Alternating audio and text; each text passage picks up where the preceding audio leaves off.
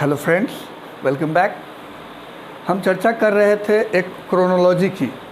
उस क्रोनोलॉजी में हम बता रहे थे कि कैसे इंग्लिश और इंग्लैंड के इतिहास में एक चेंजेज आया है, कैसे कौन राजा बने और कहाँ से इसकी हिस्ट्री शुरुआत होती है, जो लिटरेचर पढ़ने के लिए काम आएगा। उसमें हमने पहले लेक्चर में 1553 तक बताया था, जिसमें क्वीन मेरी जो हैं वो जो ट्यूडर डायनेस्टी की हैं वो महारानी बनती हैं, वो एक ब्रीफ समय के लिए। तो उनका राज्यकाल चलता है 1553 से 1558 तक। तो ये है क्वीन मेरी ट्यूडर डायनेस्टी की हैं, जो बनती हैं क्वीन ऑफ इंग्लैंड। पिछले लेक्चर में मैंने बताया था। फिर आता है वक्त जो अहम मैक है, वो है 1558। यहाँ पर मेरी की डेथ हो जाती है, क्वीन मेरी डाइज, और यहाँ पर एक ऐतिहासिक परिवर्तन आता है अंग्रेज़ों के इतिहास में या ग्रेट ब्रिटेन के इतिहास में। यूँ कहें कि 1558 के बाद से ही ब्रिटेन को ग्रेट ब्रिटेन कहा जाने लगा। उसका कारण क्या है हम जाने कि 1558 में Queen Mary Tudor dies and Queen Elizabeth, जिसको एलिजाबेथ फर्स्ट भी कहेंगे हम, ascends the throne of England. यह एक ऐतिहासिक घटना है। और क्वीन एलिजाबेथ जब महारानी बनती हैं, क्वीन मेरी ट्यूडर के मौत के बाद, छोटे से ब्रीफ 5 साल की इनकी ब्रीफ रहती है, 5 से 6 साल। तो इसके बाद जब क्वीन एलिजाबेथ वहाँ की महारानी बनती हैं तो उनकी उम्र मात्र 25 से 26 साल की होती है, और उन्होंने एक ऐतिहासिक चेंज किया। वो सबसे बेहतर पल माना जाता है, सबसे बेहतर पीरियड माना जाता है क्वीन एलिजाबेथ का, जब वो महारानी बनी, क्योंकि एक बहुत ही पॉजिटिव सोशल चेंज आया, पॉलिटिकल चेंज आया, एजुकेशनल चेंज आया। तो सबसे प्रोलिफिक और सबसे बेहतरीन पीरियड माना जाता है। इसीलिए she is supposed to be the best ever ruler of England who brought about England in dynastic change, who brought about a dynastic dynamic change in the history of English literature और England. तो ये इतना बेहतरीन रहा है कि इन queen Elizabeth को period को हम एलिजाबेथन पीरियड के नाम से भी जानते हैं। एलिजाबेथन क्यों? कि बेहतरीन था। और उसी एलिजाबेथन पीरियड को हम जानते हैं एज ऑफ रिवाइवल, यानी उन्होंने हर चीज़ को रिवाइव कर दिया। ऐसा चीज़ जो जिसकी लगभग सांसें अटक गई थी या मौत हो गई थी या डेथ हो गई थी, ख़त्म हो गया था। ऐसा कोई प्रचलन, ऐसी कोई संस्कृति, चाहे वो एजुकेशनल हो या सोशल हो या पॉलिटिकल हो, उसको उन्होंने रिवाइव किया। इसीलिए एज ऑफ रिवाइवल भी माना जाता है, कहा जाता है एलिजाबेथ एज को, या रीबर्थ भी कहते हैं। और ये टोटल को हम कहते हैं रेनिशा एज। हम इतने नामों से एलिजाबेथन पीरियड को जान सकते हैं। तो ये दोस्तों एक अहम, बहुत ही अहम, बहुत ही खास पीरियड रहा है अंग्रेज़ों के इतिहास में। और अब तक इनके मैच का कोई अब तक शासक हुआ ही नहीं है, न मेल न कोई female. So such was the grand skill of queen Elizabeth who brought about a drastic change, a dynamic change in the history of England. फिर हम आते हैं आगे, कौन कौन से पीरियड आए। तो हम आते हैं 1570। 1570 में क्या घटना घटती है? तो एलिजाबेथ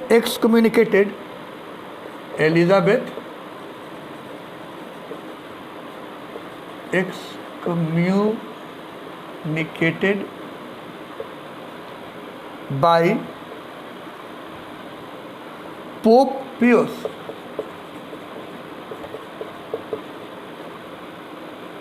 फिफ्थ उसके बाद क्या होता है, 1577 में क्या होता है कि फ्रांसिस ड्यूक जो हैं वो अराउंड द वर्ल्ड वॉयज पर निकलते, पूरी दुनिया के यात्रा पर निकलते हैं। फिर 1586 एक अहम पीरियड है, उसमें क्या होता है, Sidney killed in battle of Zutphen, Sidney की मौत होती है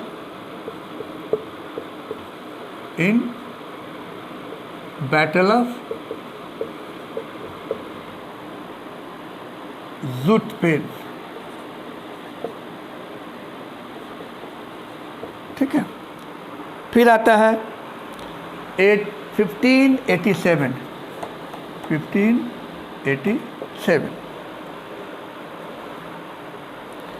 यहाँ पर होता है कि उनको एग्जीक्यूट कर दिया जाता है, उनको फांसी दे दी जाती है। किसको? मेरी को। Execution of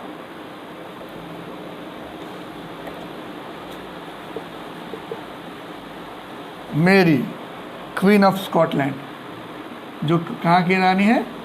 queen of Scotland की महारानी को 1587 में फांसी दे दी गई थी, इसलिए ये अहम समय है। फिर 1588 में एक घटना घटी थी, जिसको कहते हैं defeat of the Spanish armada, defeat of the Spanish armada. वहाँ के सैनिकों को हरा दिया गया था, स्पेन के सैनिकों को। फिर 1592 में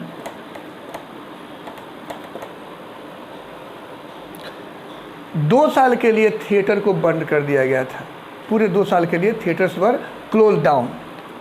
फिर क्या हुआ? 1594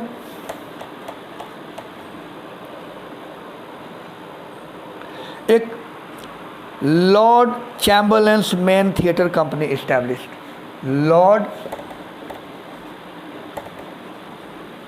चैम्बरलेन्स मेन्स, ठीक है, Chamberlain's Men theatre company establish होती है। 2 साल के लिए थिएटर को बंद कर दिया गया था, लेकिन फिर से इस्टेब्लिश की जाती है। और जो 2 साल के लिए थिएटर बंद हुए थे वो फिर से रीओपन हुए 1599 में थिएटर्स। ठीक है। ओपनिंग ऑफ ग्लोब थिएटर, क्या हुआ? ओपनिंग ऑफ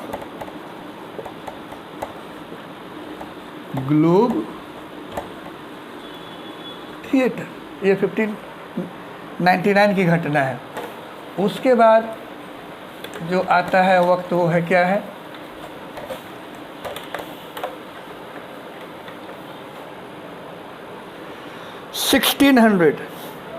ये खासकर इंडिया के लिए ईस्ट इंडिया कंपनी जो है, east India company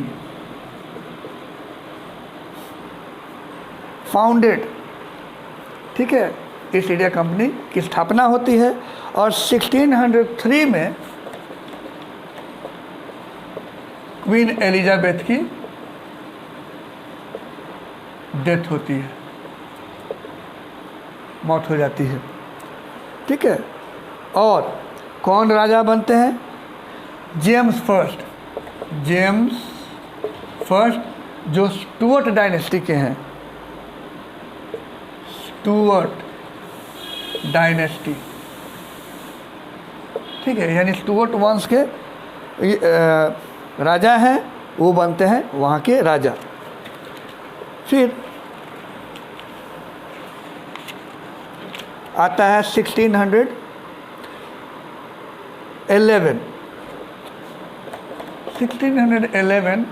authorised version of the Bible, authorised version of the Bible, जिसको किंग्स बाइबिल के भी नाम से भी जानते हैं, किंग्स बाइबिल। यानी जेम्स फर्स्ट ने अपने देख रेख में इंटेलेक्चुअल्स को, विद्वानों को अपॉइंट डिप्यूट करके और ट्रांसलेट करवाया था।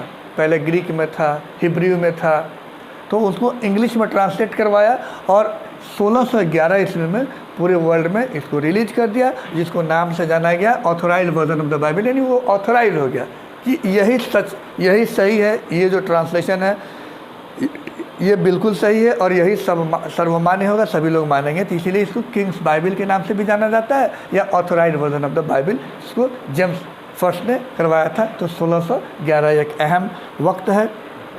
फिर आता है 1613, 1613 ग्लोब थिएटर को जला दिया गया था। ग्लोब थिएटर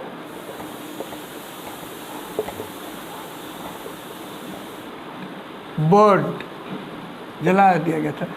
आपको जान के हैरानी होगी कि वहाँ आर्ट का इतना महत्व है कि आज भी लोग सिनेमा देखने जाए ना जाए, थिएटर देखने जाते हैं। एक बहुत ही स्ट्रॉन्ग कल्चर है, फ्रांस हो, जर्मनी हो या इंग्लैंड हो, जो जिस देश में बौद्धिकता की अधिकाय होती है वो देश काफ़ी आगे होता है।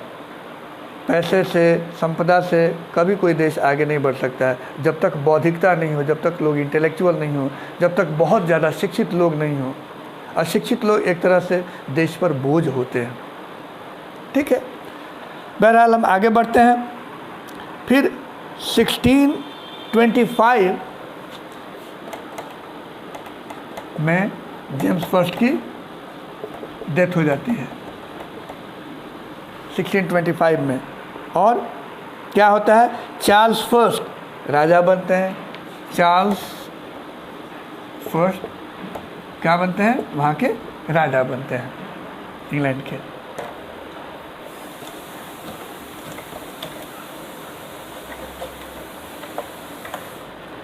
फिर हम आएंगे आगे तो 1642 सबसे पहले, उससे पहले आता है 1640 जो एक लॉन्ग पार्लियामेंट की शुरुआत होती है, बुलाया जाता है। 1642 जो होता है वो civil war, closing of the theatres. 1642 civil war होती है, फिर से क्लोजिंग ऑफ थिएटर। यानी जब एलिजाबेथ की डेथ होती है उसके बाद बहुत सारी समस्याएं खड़ी होती हैं, पॉलिटिकल और सोशल। फिर आता है 1444 victory of parliamentary army at Marston Moor. फिर आता है 1649 trial and execution of Charles first. 1649 Charles first को फांसी दे दी जाती है। फर्स्ट ट्रायल एंड एग्जीक्यूटेड, ठीक है, इनकी फांसी दे दी जाती है। फिर आता है आपका इम्पोर्टेंट जो पीरियड है वो है रेस्टोरेशन एज। वो शुरू होता है 1660 से, रेस्टोरेशन एज, जिसमें क्या बनते हैं, Charles second reopening of the theatres. Restoration क्यों कहते हैं कि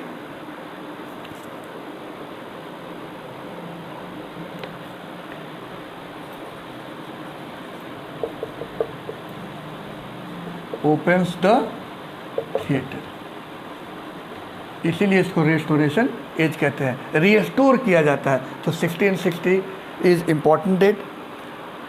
उसके बाद आपका आता है important, Charles second dies in 1685। Charles second की डेथ होती है और जेम्स सेकेंड राजा बनते हैं वहाँ के राजा। फिर आता है 1694, एक अहम है, मेरी डाइज, जो स्कॉटलैंड की है। मेरी टू। फिर आता है आपका 1714, इसमें होता है Anne dies and who become the king? George first. George first जो है वो वहाँ के राजा बनते हैं। तो यहाँ तक का इतिहास है। एक लेक्चर हम लोग और लेंगे ताकि हम मॉडर्न और पोस्ट मॉडर्न तक पहुँचे। So keep on watching, subscribing and view. Thank you very much.